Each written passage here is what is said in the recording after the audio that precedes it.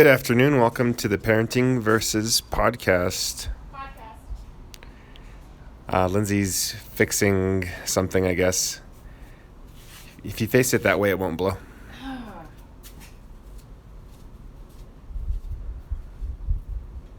This is riveting. Okay, I fixed it. We're good. Ow! Goat head in my foot.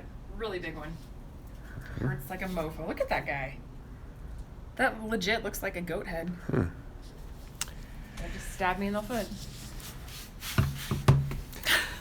So you're still drinking coffee? Yeah. Yeah, I needed an extra cup today. Yeah.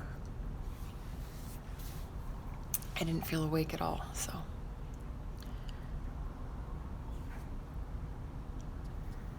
What? You're just looking at me. What? No, nothing. Anyways, yeah, so... How's your Coors Light? Coors Light? I'm not drinking anything. He's lying. So, yeah. Yeah. Maybe I don't know. Just, Maybe we shouldn't do this today. yeah, whatever. I We don't like... suck. Or maybe, I don't care. Juliet's sleeping. It's nap time. It's nap She time. fought it so hard and then curled up like a cat on the top of the pillows and passed out. Mhm. So I'm making a cake. What? I'm making a cake. I'm excited about it. I like cake. I have to remind myself a lot of times when we're recording this, like, what's the vision of this podcast? And it's not to attract people to listen to us, which is a good thing, because we're failing at that. It's like, I'm baking a cake. What? There's this Instagram that I was looking at today, which was pretty funny. I thought I'd share. It's in the parenting versus podcast vein of things. It's called Got Toddlered. And it's people's pictures of themselves, like, before they had kids and then after. And some of them are pretty freaking hilarious. It's a good one. One of them was like the mom and the dad, like, on spring break, like, woo! And it was like shots, shots, shots. And then it was like literally like them sitting in a pediatrician's office with their kids getting shots, and it was like shots, shots, shots, and screaming kids, and it was just relatable. Yeah. Which made me So, chuckle. last night, that coffee smells interesting. What does that mean? I don't know. Is it fresh? No, it's from this morning. Oh. I heated it up and I put some creamer in it. Gotcha. Yeah. All right. So, yeah, last night you were sleeping in Luke's room. Not sleeping, but you were putting him to bed. I slept in a few rooms last night. So you put him to bed. Yeah. And I was with the other two, Riley and Juju. And of course, like, they were crying for you. Like, they were like, "It's a mommy night. Like, we want to sleep with mom." Every single night they think it's a mommy night, and I'm like, I have 3 kids. This is not gonna work. So I thought I would try something different.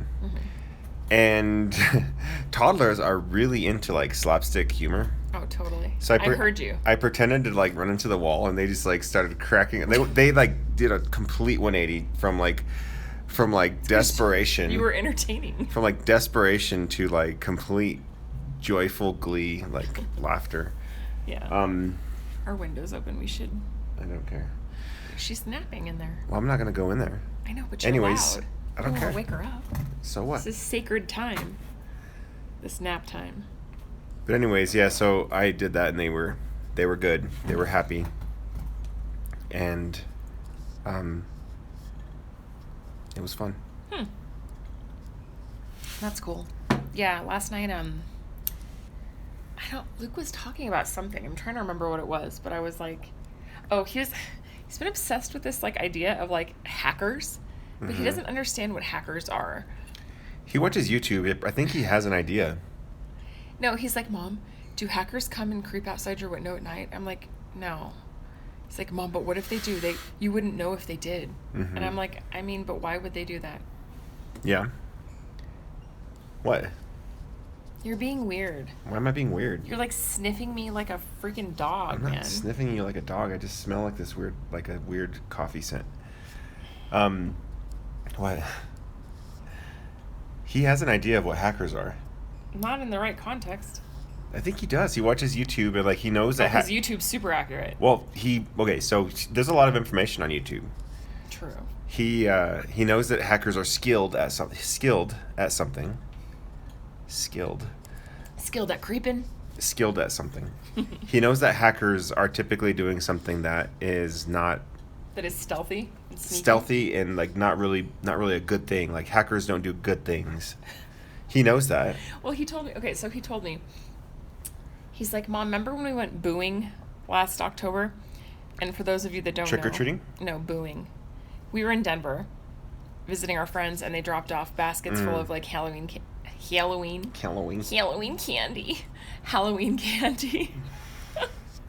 on people's doorsteps, and like rang the doorbell and ran away. Mm-hmm. It's like something they do in their neighborhood. They call it booing. I wish somebody would drop off like a nice, I don't know, Range Rover? Switch. Oh. Switch, Nintendo Switch. Drop off a Switch. Anyways. So he's like, Mom, I want to go booing at our neighbor's house, but what if they think it's a hacker? And I was like, I really don't think a hacker would leave candy on someone's doorstep. That is a technique that hackers do. Not.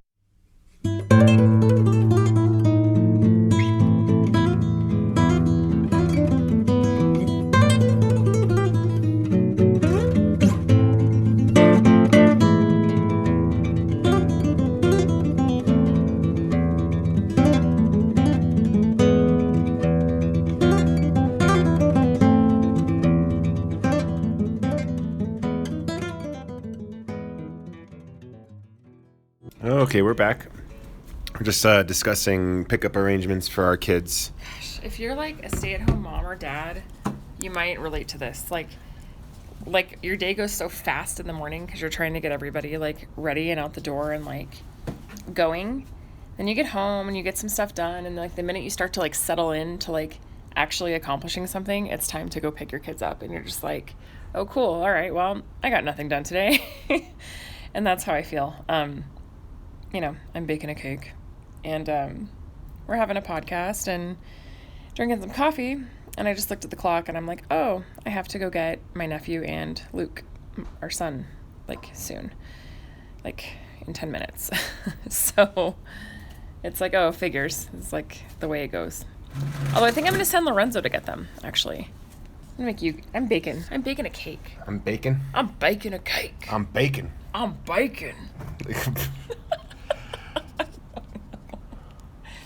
So, yeah, it was an interesting show we watched last night. What show was that? Geology, history. Oh, it was like America. History on Earth. America Undiscovered or Uncovered. Oh my gosh. Oh, there's your stupid timer. This is my life Google, now. Stop. This is my life now. Do you want to go check the cake? Sure. Do you know how to check it? Like put the knife in. If it comes out clean, it's done. Kind of a thing. Okay. It's a butter pecan cake with cream cheese frosting. Because my nephew and my son eat everything in our house, and I'm like, what can I give them for snack today? Oh, I have cake mix. Cool. That's where I'm at. Yeah, so we watch a show called like America Unearthed or like History Unearthed, I think. It's like one of those Discovery Channel shows where it's like very, I don't know how to explain it. So it's like a lot of dramatic music. Yeah. And he researches things that are like pretty, way out there. Yeah. Like last night was like, what did it say? Did the Mayans meet aliens, and are these alien artifacts? Yeah. And there was this dude that was just like, he brought these artifacts, and they had like alien-esque, like the classic carvings and things. Yeah. And then they took some resin from like the crevices of the carving, and they did a carbon date, and it was like 9,000 years old or something. Which is cool. I mean, it's the interesting part is that the artifacts looked really weird, and it almost looked like somebody was trying to like draw like alien artifacts and be like, oh, look what I found. But they were actually really old. Mm-hmm. And that was the interesting part. But yeah, I think most of the time you're like, yeah, this isn't going to go anywhere. Yeah. Anyways, yeah, so that's fun, and I can hang at the end of the day with a show. The problem with movies is like sometimes it's 2.5 hours. I don't know if I can commit. Yeah, we talked about John Wick last night. Like the second one, we were like, yeah, we just like can't get down on that right now. We're so tired. I mean, the kids are in bed by like 8. Yeah. That means I'd have to hang until like 10:30, and I'm like, I don't know if I could do that. So I don't know if I can commit to this kind of a lifestyle anymore. right. So You got anyways, toddlered. yeah. Yeah. But no, it was good.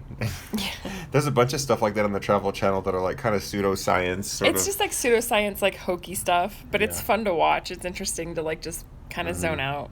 It's kind of like Drunk History. Like, I love that show, not because I glean a lot from it, but just because it's mindless entertainment and There's it's some like cool stuff. It's like, yeah, I can get with this.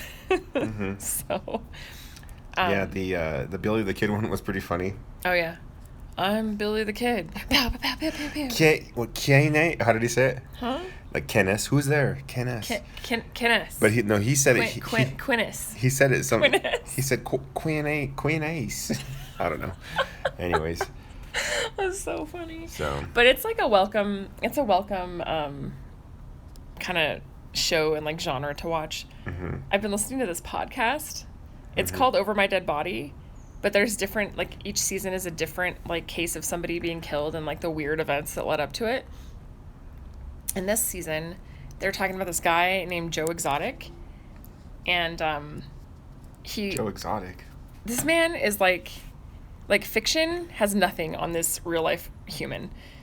He's like this man who like got married to his two lovers. Like, they had a 3-way wedding. It was also a gay wedding. Then one of the lovers killed themselves. But the weird thing about all this is that he had this nemesis who was this lady who was an animal rights activist because they all owned big cats. And it was like this big industry of like owning and breeding big cats, and then people end up dead, and it's like this giant shit show. But it's a really interesting podcast. I really can't even explain the details because there's so many weird details that I like can't even put them all on here. But if you like that kind of thing, maybe you should just Google Joe Exotic first and see if that's what you're I'm so lost. ready Like, for. you're talking about a podcast? Yeah. What's the podcast called? It's called Over My Dead Body, the story yes, of Joe no. Exotic. It's a whole podcast about this guy. Well, no, each season is a different person, like a real true story, and this season is his So story. it's kind of like Fargo. A little, yeah, actually it is. They should make a show out of this. It's the same people that did Dirty John. Like, I don't know, a lot of people really like that podcast, including myself. So it's good. It's really interesting. I basically binged. You just listened. referred to yourself as myself.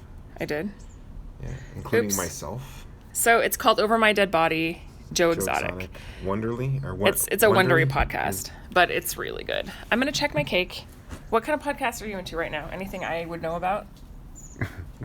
You're checking your cake. Just talk. Okay. I have been recently getting into Reply All. And I don't know if Lindsay likes it or not. I'm going to ask her when she gets back from checking the cake. But the podcast episode that I listened to first that kind of got me hooked was the one about the Snapchat the Snapchat thief.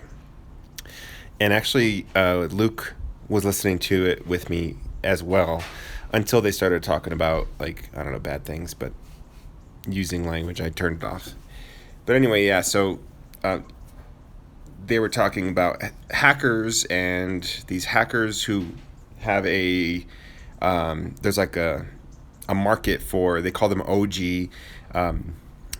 handles. So like on Instagram and on Snapchat, there's OG handles. So if you were like one of the original adopters of this platform, you can get an OG handle, like I don't know, snake or something, or lizard, or they used a lot of like there was Instagram.com/Satan or something like that. Oh, or easy. something weird. But what cake's they would done. do is they would go and hack these accounts, take control of them, and then they would sell them to somebody for thousands of dollars, and then they would just do this. Would they sell it for $1 anyways, million? I don't know, but yeah. So that was the podcast I'm listening to. It's called Reply All. Have you heard of it? You were telling me about it. I feel like Yeah. I heard about it once before, but not in that context. Yeah. I wasn't sure what And it was then about. I like to listen to what? Was that the podcast we were listening to where the guy, like, he The basically, Snapchat. like, found him? Yeah, the Snapchat. And they were like, so would you ever do this again? And he's like, I mean, I don't know, maybe. Yeah. And you were like, are you serious? But then they called again, and then he felt actual remorse. He's like some teenager, like works at a grocery store. but he makes money from like hacking into people's It's accounts. like I sold the account for like $100, so I'll just pay you back, and you can do whatever you want with $100. Yeah. So I've been listening to podcasts. As I fold laundry, and that's the one I listen to. Some of the podcasts I've been into, I'm not really into anymore. Like Bad Christian podcasts, I'm not so into it as much. The liturgists they've taken a turn, and it's out of my comfort, I guess. Their podcast was definitely in a territory of like asking questions and wonder and all this other stuff as far as faith is concerned, and now it's just like it's morphed into something just different, and I'm like, I don't know how I feel about it. So I haven't really been listening to that. Star Talk, it's Neil deGrasse Tyson, and he always has really good, witty like guests. I still enjoy that podcast, but I'm not sure. Neil deGrasse Tyson is still, I admire him as a science educator and stuff. It's just I don't know. I just haven't really been listening to it. So I also binge listened to a podcast in 2 days last week. Mm-hmm. It was that good. So it's called The Shrink Next Door. Mm-hmm. I think I was telling you a little bit about this. It was like basically this psychiatrist like took total advantage of one of his patients, to the point where this patient like signed over like his like estate and money and everything else. And I want to play the little promo for it because it's super good. I like could not stop listening to this. Do you mind? I don't mind, sure. Okay. Come on, let me. Okay, come on. To see something in Marty. At the end of the first session, he said, Oh, my bad. Sorry. Marty Markowitz had his share of problems. Troubles at work, a failing relationship. His parents had recently died. And so Marty decided to get some professional help. In the summer of 1981, he walked into the office of a psychiatrist named Ike Hirschkoff. I go into his office, and we looked at each other, and he said, okay, why are you here? Marty liked Ike. And Ike, well, he seemed to see something in Marty. At the end of the first session, he said, I'm going to take you on as a patient. And he says, I don't do that with everybody. But this psychiatrist, it would turn out, wasn't like other psychiatrists. He cut me off from everybody. So the only...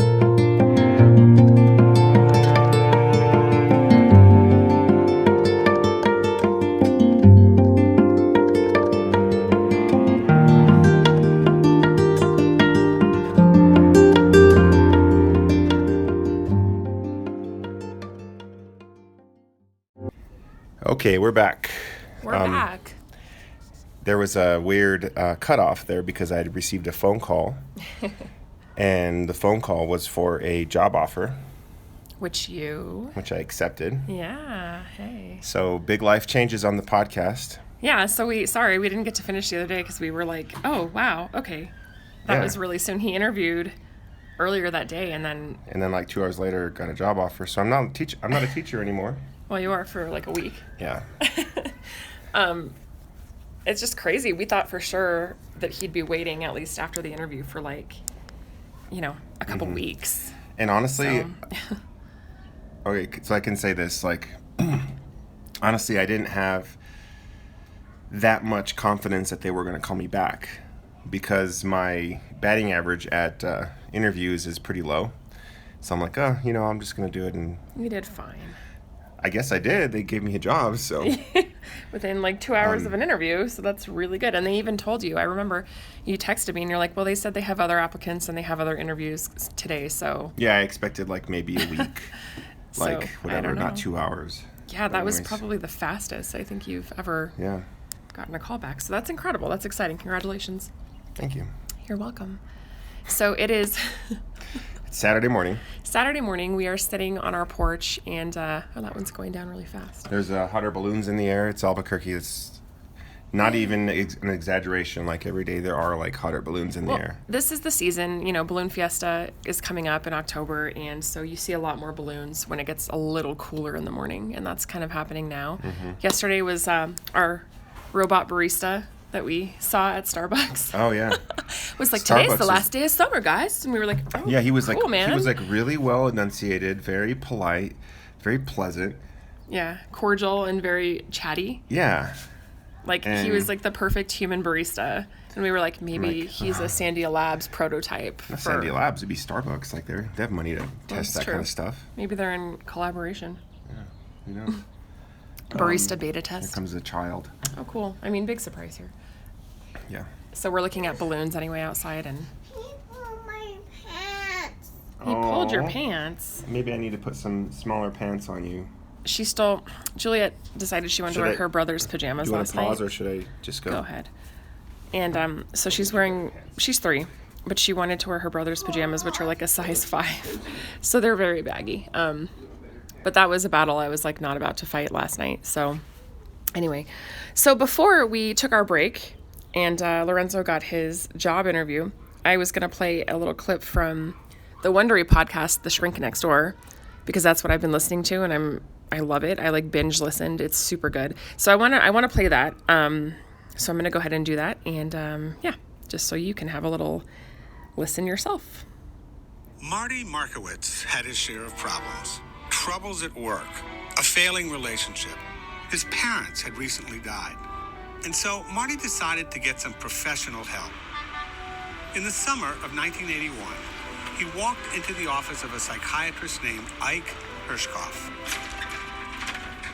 I go into his office, and we looked at each other, and he said, okay, why are you here? Marty liked Ike, and Ike, well, he seemed to see something in Marty. At the end of the first session, he said, I'm going to take you on as a patient. And he says, I don't do that with everybody. But this psychiatrist, it would turn out, wasn't like other psychiatrists. He cut me off from everybody. So the only person I could turn to was Dr. Ike. And from the moment Marty started seeing him, he began to change. We didn't see him. I mean, he lived around the corner, and suddenly we didn't go there anymore. And he wasn't coming over anymore. It's as if somebody died. It was obvious.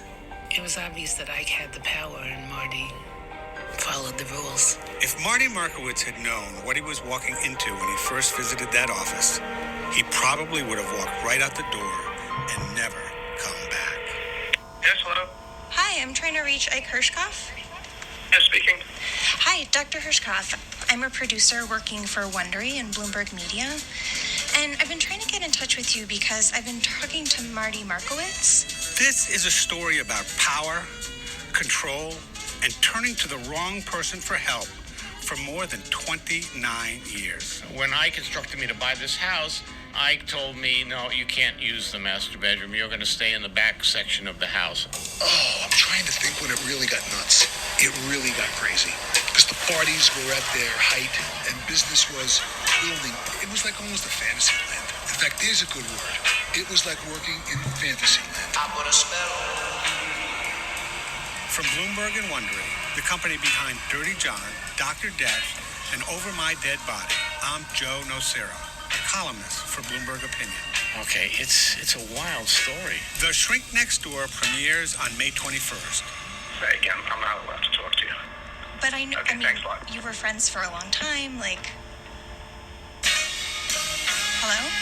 Subscribe on Apple Podcasts or wherever you're listening right now.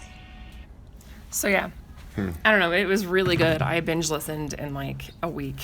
Good stuff, huh? It was it just like a one fascinating. story, kind of like what's that one podcast we listened to with Like S-Town? S-Town, yeah. Yeah, it's just one story. Yeah. It's I think it's 6 or 7 episodes, but it goes through this story, and it's the more it unravels, you're like, it can't get any crazier. It can't get any crazier, and then it does, and you're like, what? How does this happen?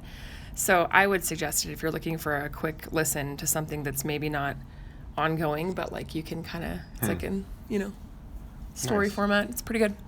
That's cool. Yeah, yeah. I'm not super into actual cases like murder cases or unsolved mysteries or anything like that. Mm-hmm. But I am interested in how policing is done and stuff like that. That's kind of interesting to me. Well, and supposedly, I mean, this guy was practicing psychiatry up until like 2017. Mm-hmm. So it's pretty crazy to think about. Anyway, yeah, you should check it out. You'd probably actually really like this podcast. I'll check it out. Yeah. I've been really getting into Reply All. They have a lot of really cool episodes. I've only listened to, I think, 3 episodes. Mm-hmm. But they're like journalists, and they go in and they just kind of deep dive into like a certain thing. Like there was the Snapchat thief, and the one I'm listening to right now it's actually about policing in NYPD in New York, and how they were like today. I don't know. I'm like halfway through part 2. It's a 2-part episode. Right. But the episode I'm on right now, what was I talking about? Oh yeah, today they have. Just lost my train of thought because you were posting on Instagram and it totally like. No, I have something to mention in a second. No, I know. Like, I'm pretty excited about it. But I'm like a goldfish, and if I see something, I forget what I'm talking about. Have some more coffee. No, the like today, I guess every NYPD cop has a quota they have to meet to issue like a citation, and they do this to kind of get people in to try to like track down people who have warrants.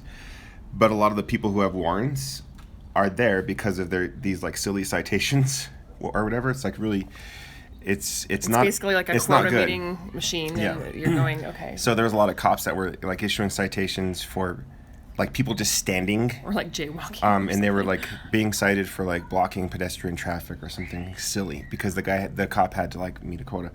But like it goes into the background of like why they do that. And I guess like in the 70s and 80s, like New York City was incredibly like crime ridden. There was homicides all the time, but they didn't really care.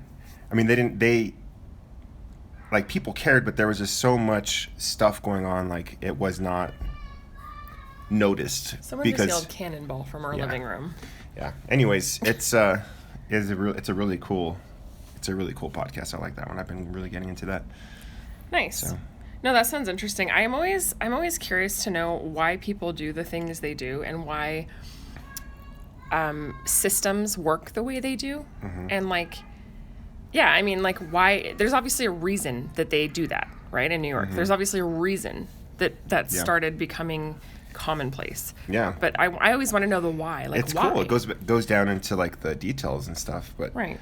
Which is another podcast I really like called 99% Invisible. They go into like the workings of stuff, which is really cool.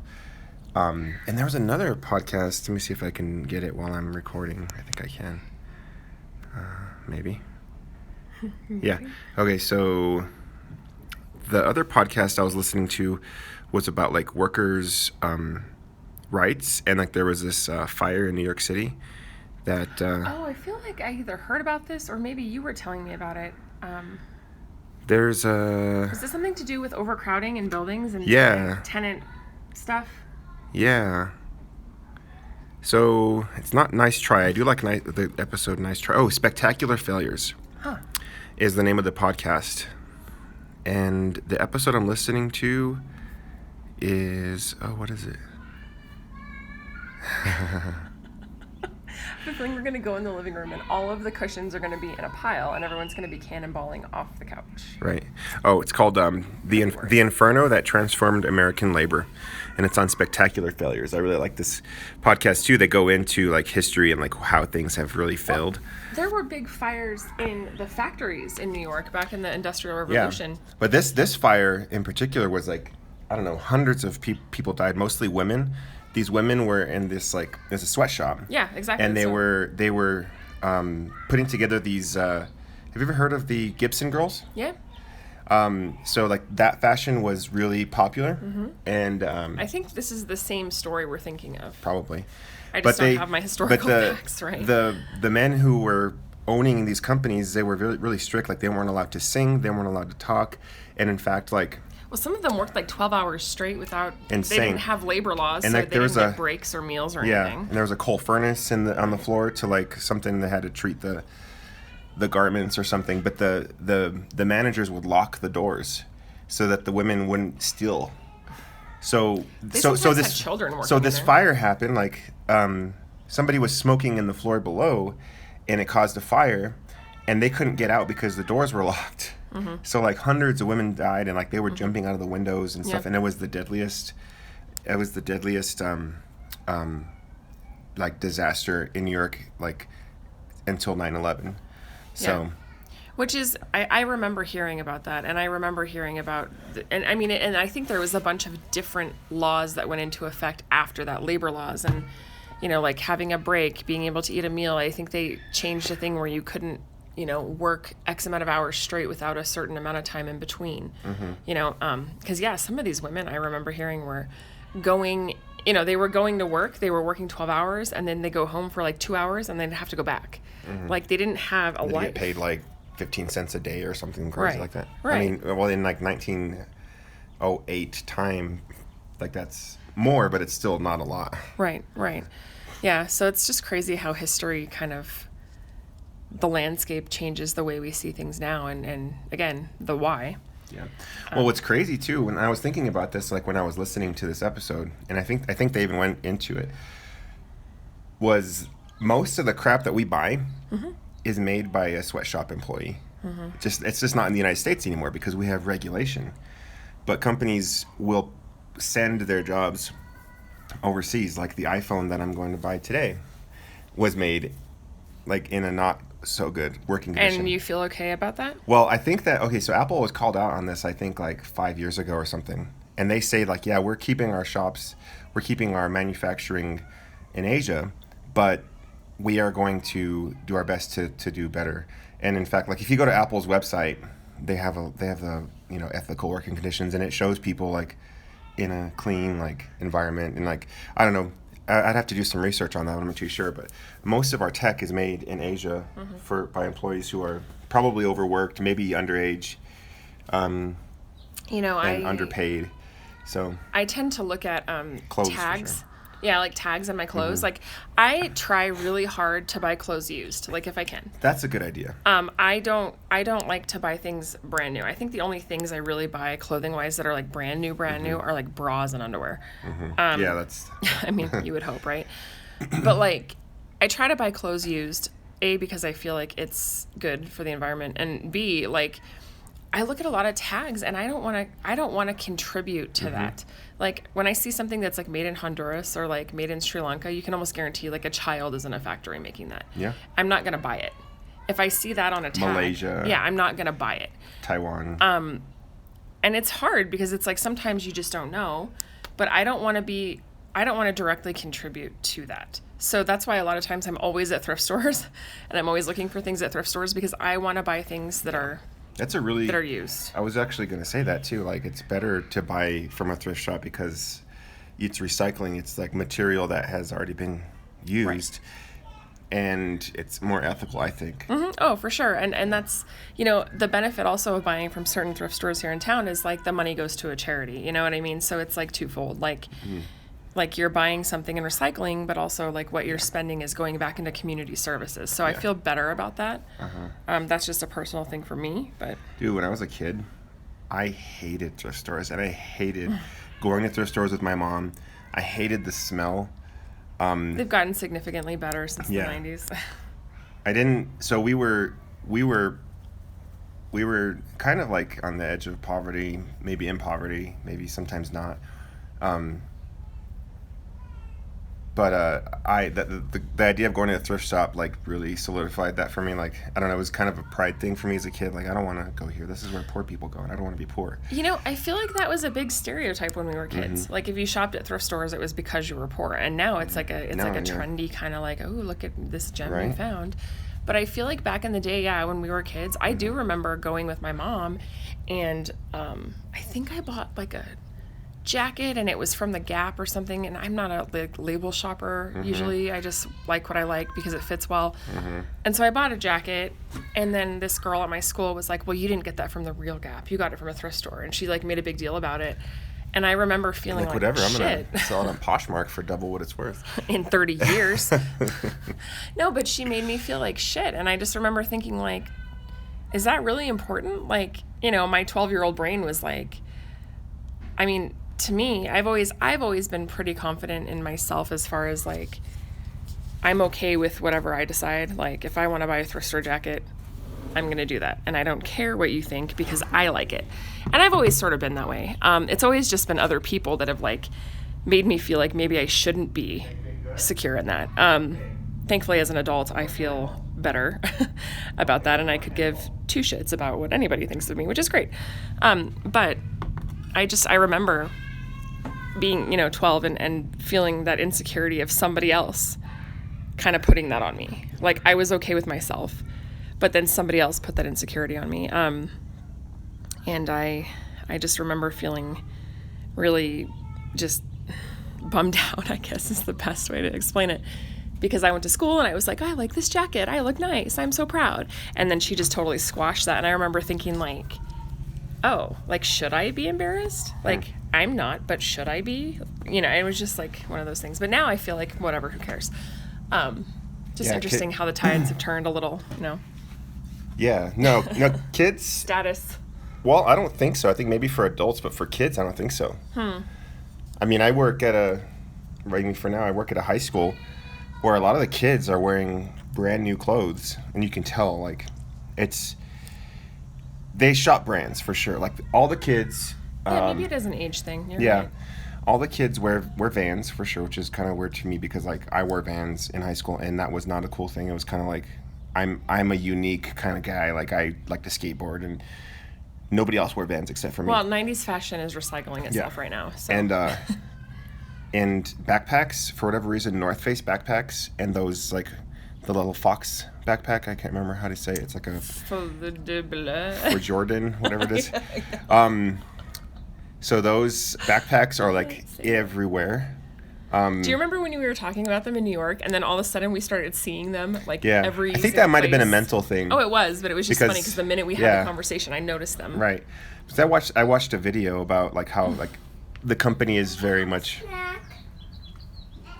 You can have some banana bread. Okay. The company is very thoughtful of, like, their practices, and it's an ethical company, and they pay their employees well and all sort of stuff. So I was like, oh, that's really cool. Yeah. And then I looked up their backpacks, and of course they're crazy expensive. Like $50 for a mini. No, they're even like more than that, I think. And they're just, on Poshmark. And they're just canvas. But anyway, so. Yeah. Sure. At the table.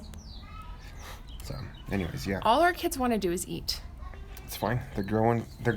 We just bought groceries. They're gonna be gone by like this afternoon at lunch. Can I just shout out Trader Joe's? Okay. I love Trader Joe's. Yesterday I went to Trader Joe's, and like I was just gonna grab a couple things, which I did, and like their prices are not awful. Great. I love them. And there's a technique to businesses. I think like Costco only stocks a certain amount of items, right? Mm-hmm. Walmart has everything. They probably have like, I don't know, quadruple or even more of the items that Costco has. Mm-hmm. But it's items that you need, right? Right. For example, you asked me for chocolate chips. Mm-hmm. And if you go to Smith's or if you go to Albertsons or any other big chain grocery store, they're going to have like 25... I like how we're name and label dropping right now. Who cares? They have like 25 different types of chocolate chips. I went to Trader Joe's. They had one type of chocolate chip. And I was like, perfect. I don't have to think about this. And their milk is good. Their eggs are good. Like they pick and choose like what kind of stuff that they're going to sell. Well, there's something to be said for simplicity and not being overloaded with options. Right. And that's the thing. I think that in our society, like, we are overloaded with choices. And yes. Sometimes it's like, I don't want that many choices. Like, do I need that many choices of toothpaste? No, yeah. I need something that works. And for me, I agonize over choices, and you know that. Yeah. Like, if you give me a choice, I'm going to sit there, I'm like, okay, like, which one is cheaper? Which one gives me better value? Which one, like, I agonize over that. So thank you, Trader Joe's, for just helping out an indecisive person like me. And they have little samples, and they had a little wine sample yesterday. I didn't get any, but why? I would have. Oh, there was a line of Heights women. Oh, I'm sure. Well, it is Friday afternoon. It was a Friday afternoon, and they had cheese. So these women were there just like, I don't know, just chatting, and I was like, whatever. I love it. So. Bougie. My chair is like... Mm-hmm. Oh. Anyways. I feel like I'm turning into a middle-aged woman. I guess maybe I am. I don't know. I want a deep freezer really bad so I can maximize the potential of my Costco membership. And it's like weird to me because I'm like really determined to get a deep freezer. And I don't know why. It's like the shit I think My mom about. got one, and she said she got it for pretty... I'm so inspired by your mom. I know. I'm like, that would make so much sense. We can buy in bulk, and then we don't have to keep going to the damn store. We can just pull it out of the freezer. Can I have some Cheez-Its? Do we have Cheez-Its? One bag. Should I get it from? Yeah, Okay. that's fine. I just didn't know we had that. So I wanted to shout out, and this is kind of going in a different direction. And let me pull it up here so that I can function this morning. It's hard for me for some reason. So we had somebody reach out to us, and it was regarding a podcast we did a while ago. And I think we've mentioned this several times, but we were talking about the enneagram and the MBTI, personality tests. And so this lady had reached out to me, and it's really cool. Her name's Sandra, but she's an MBTI practitioner. So she basically does personality typing to help you understand people in your family, in your close relationships. Like I'm an ENFP. I'm not sure what Lorenzo is, but we've talked about like the enneagram types, you know, like I'm a type 4. And what am I, a 9? You're a 9. You're the peacemaker. I'm the individualist. Yeah, I'm way more individual than you are.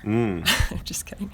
Don't know about that. But Sandra had reached out to me, and she had listened to that podcast, and she was like, you know, hey, maybe we can like kind of work together. And I'm really excited because I would like to get Lorenzo, like I would like to get your personality casted. Casted? I don't know.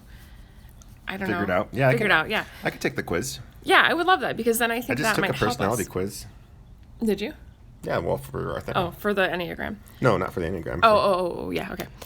I got it. Yeah, so I'm really excited. But if you guys want to check out what she does, her website is familypersonalities.com. Yeah. I think it's really interesting. I might actually do it for our oldest son too because I feel like we are constantly butting heads. Yeah. All the time. It's really cool that she reached out too. Like, Yeah. I know we have listeners. Like, if I look at our what is it called? Like our stats, our analytics, I guess. We literally have dozens of subscribers. Which is weird to me. It's so weird. I'm like, people like this? I was trying to be so sarcastic, funny. but we do have tens of dozens of subscribers, which is a big deal for me. I'm like, wow, this is like people listen. Some people I don't know. Like I listen to podcasts all the time, and I will never reach out to them. But a couple of people have reached out to us, and I'm like, wow, this is kind of cool. I'm just grateful that people listen, and it's just funny to me because we've said it before. Like, this is us talking and us trying to kind of dissect our life as parents and married people in our mid-30s. And the feedback I get, too, is like, you guys are honest. I mean, we're probably awkward a lot of times, too. Like, because definitely awkward. It's like the beginnings of like That's a a blowout guarantee. fight, whatever. But and I think it's cool that, you know, people admire the honesty, I guess, and we're still here. We're not still here. Yeah. Well, I wanted to read just real quick on her website, just in case people aren't really sure what that means. I just wanted to read a little thing about it so that people understand kind of what she does. So it's familypersonalities.com.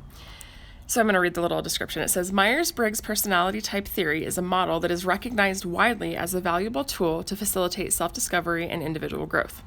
It is also used frequently in organizations to foster teamwork. At Family Personalities, we apply it in a lesser known but fascinating and beneficial way to children and families. And I'm not going to keep going, but you should check it out. You can also email her. It's sandra@familypersonalities.com. But I think it's really cool. I think that that's a very unique take on a family dynamic. I know that that's something that we've talked about a lot of times with ourselves, like, you know, does our birth order have something to do with the way we deal with each other? Is it our personality type? There's a lot of variables for sure. Right, but like how many of those are just, and how many of our arguments are just us like miscommunicating because we don't understand? For us, I would say like 90%. But even right now, you're getting mad at me, but like I'm not mad. You just I like, cut you talk off. over me. I'm sorry. Yeah. Go ahead. But see, that's what I'm saying. Like personality types, like the way we communicate, the way we function, the way we dissect and take in information, and then we apply it to the world is so different. So I think it's really cool that she's doing that. Yeah. I'm excited. I'm excited to see what happens. I'm going to talk to her on Sunday. So. Wait, in person? Yeah, on the phone. Oh, is she from Albuquerque? No, she is in Bend, Oregon, actually. Oh, shut your mouth. I will do that. So That's from cool. one Oregonian to another, Sandra, I'm excited to talk to you. Hey, cool. Yeah. Yeah, this is kind of fun. So since we're closing up on the podcast, are we closing up? I don't know what that noise is in our kitchen. I don't know either. Luke is trying to open the vitamins. Here. And it's child-proofed, so he's just going around and around. I'm going to do a tech segment real quick. A tech segment? What? I don't know what he's talking about. Oh my gosh. Our 7-year-old has been trying to open the child-proof vitamins for like 2 days, and I'm like, that's not how you do it. So he's just like, don't teach him. Oh my gosh. Now he's going to teach him how to do it. My kid's going to have way too much vitamin B12. I don't know what that means. But anyway, so yeah, going to be a fun day. I can already tell. I am excited though. I have for my other podcast with my brother, we have an interview at a brewery this afternoon. So that's going to be really fun. They just opened a tap room in the North Valley in Los Ranchos, and it's gorgeous, gorgeous, gorgeous adobe building. Really pretty patio. It's called Hops. And they invited us to come this afternoon. So I'm excited to do that. And I have an interview at 4. Oh, for the other podcast? Yeah. For What's Up ABQ, did you shout yourself out? I did not. So I am really proud of Lindsay and her brother for their podcast. I have criticisms, which I've expressed on this. There's our bunny. Oh my gosh, I thought it was like a fox or something. Like No, you were I just like saw a him- predator. You're just like, whoa, what is that? No, I just saw this little cottontail like hopping through the. Yeah. Okay. Anyways, I had some, technical criticisms, but the truth is, I'm really proud of you guys for what you're doing, going around Albuquerque, like showcasing, like good things in Albuquerque, and people like to say bad things about our city, and there are bad things about our city, but like there's a lot of really good things, and I think you guys do a great job of like finding those people and interviewing them. And the news caught on. Did we mention that? I don't know. So KRQE channel 13, and I'll link this in the show notes. I can do that. I just never do. You always say you're going to. And I always forget, but I think I'm going to actually spend some time. I'm actually going to, on this podcast, I'm going to actually edit the audio file to put the actual music of Jeff's in our podcast, and I'm excited to see how it sounds. Yeah. But no, KRQE picked up on what you guys were doing, and you guys had an interview. Yeah, we did. And it was at Thirsty Eye Brewing, which we went to Thursday. And today's Saturday, so a couple days ago. It was a really cool spot. It is a cool spot. I liked that place. It's unexpectedly cool. But you guys did an interview there with Thirsty Eye, and KRQE was there kind of just shadowing you guys, which is really cool. Yeah, and actually the reporter, excuse me, his name is Chris McKee. He's from Oregon as well, so it's kind of funny. It was like the Oregonian reunion. And Yeah. It was like, so tell me about your Oregonian situation. Yeah. So, anyways, it's really cool that you guys were on the news, and Yeah, it was fun. And you guys did really well with the interviews and stuff, I thought. Yeah, the one for Thirsty Eye Brewing is going to come out probably end of November, around Thanksgiving, I'm sure. Mm-hmm. But they're like the nicest people, and they have this amazing gallery, and they actually, I'm just going to shout them out really quick. They, excuse me. Yeah, there's a gallery like next door. So there's the brewery, and there's like a gallery next door, and we went there. And is she owner, or is she just a brewer? She is one of the brewers, and brewer slash owner maybe. Baristas. Yeah. Oh, there's a coffee thing there too, which is really the cool thing is that so they have this art gallery, right? And the gallery has been there for 20 years, and eventually they were like, we should do something in this building next door. It's empty. Our landlord told us we could fill it. They're like, what should we do? So they're like, well, breweries are kind of a thing. We should think about that. So they made this incredible brewery, I cannot talk, to supplement the gallery, but it's become its own kind of thing. And inside the brewery too, they have like coffee, so during the day it's a coffee shop. Coffee, yeah. And then it transitions in the afternoon to coffee. Or even and like beer. even in the afternoon, if you want to meet up with somebody and the person that you want to meet with, maybe they don't drink beer, right? Or maybe they don't want to drink beer, whatever. They have that option of having coffee, which I think is really cool. Yeah, they have a lot of really cool stuff. When you were like, hey, let's go to Thirsty Eye, I was like, okay, cool, I'm fine with doing that. But a lot of times, like new spots that pop up, is just like and I don't feel like, I mean, it's hard to run a business. It's hard to start a business, but a lot of it's like homebrew, sort of just like, I don't know, not impressive. But like it was a really cool spot. And I was like, they put a lot of time and effort into that space. And it was really. It's a very beautiful, very functional, just very nice space. It's really well done. And the gallery is amazing. And it was so cool because the other night we took our friends there and they were like, oh, here, do you guys want to walk through the gallery? We'll open it up for you.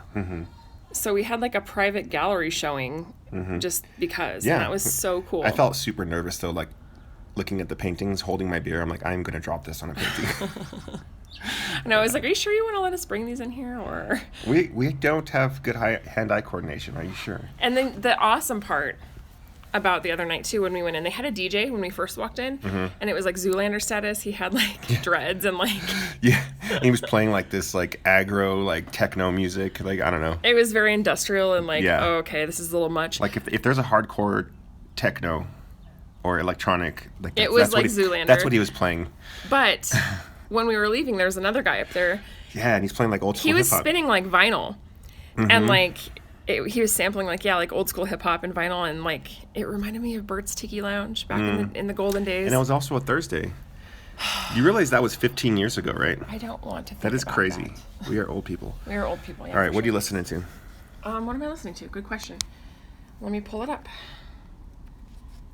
SoundCloud is telling me to listen to Jeff right now. Oh yeah. It's like dig into Jeff O'Midveron's vibes. I'm like, I already know Jeff O'Midveron. SoundCloud. Nice try though. He's in California now. He moved back from Portland. I guess he enjoyed it. Yeah. I've been back to Coast Modern because that's like one of my favorite bands. Also, I have been listening to Missy Elliott's new album. It is really good. I love Missy Elliott a lot. So it is no surprise that I'm like super excited about this. There's this other guy too, which is amazing. His name's Jack Harlow. He's like a Southern rapper. He's white, but he is super good. Oh, you were showing me him. Yes. Oh my gosh. His flow is sick. And I know I sound super nerdy saying that. I don't care. Really? It's really good. And then the Lumineers just came out with a new concept album. And it's called Jimmy Sparks. And it's basically like the whole album is a story. And it does not sound anything like their old stuff, but it is really good. Oh, wow. It's like, I was blown away because I was expecting like, hey, ho, all that. And it was nothing like that. It's like telling a story. It almost reminds me of like Americana, like folk, kind of. It's really well done. And it's a story. That's cool. So that's what I'm into. Nice. What are you listening to? So I've been kind of going back to music I've listened to in the past. But I have been listening to, as far as albums go, I've been listening to Can't Swim's album. Sorry, I'm trying to... It's like strangely quiet in our house right now. I know, they're watching WALL-E. Are you sure? I'm sure. Can't Swim is a really cool band. I like them because they remind me of a lot of music I listened to in like college, which was kind of like kind of punk rock, sort of like in between like a hardcore vocal, like kind of raspy vocal, but like a pop punk sort of like chord progressions. I guess that's kind of what I like. But the album is, I've listened to this and I've shouted this out on the podcast before, but the band is called Can't Swim and the album is called Fail You Again. I like that. And I've gone back to some old Reliant K from back in the day. Is the name of the album. And then there's 5 Score. What is it called? 5 Score. I'm not sure. 5 Score and 7 Years Ago. So I've been listening to those. And then I've been kind of branching out with some hip hop. And I'm getting into an artist that you've liked for a long time, but Kid Cudi. He has a song. He had a song on this album. And the album I'm listening to from him is Man on the Moon, The End of Day. I love Kid Cudi so much. But he's pretty honest with his lyrics, and it's like really cool. But there was a song that he sampled, Band of Horses, which is really good. And I don't know what it's called. Is it Pursuit of Happiness? No, it's not it. It's not the Man on the Moon? No. I'm not sure. He sampled Band of Horses. So Sweet. Yeah, no, I love Kid Cudi so much. It's like yeah, it's good stuff. What are you doing there? So anyways, are we done? I guess we're done. All right. Juju, do you have anything you need to say? I want unicorn presents. She wants unicorn presents. And unicorn cake. And unicorn cake. You like unicorn everything, huh? Okay. Yeah. And unicorn balloons. And unicorn balloons. Okay. All right. Well, enjoy your Saturday. I'm going to go get my iPhone in an hour. And think about ethical responsibility? Yes. Okay. So I'll talk to you guys on the next one. Yeah. Bye.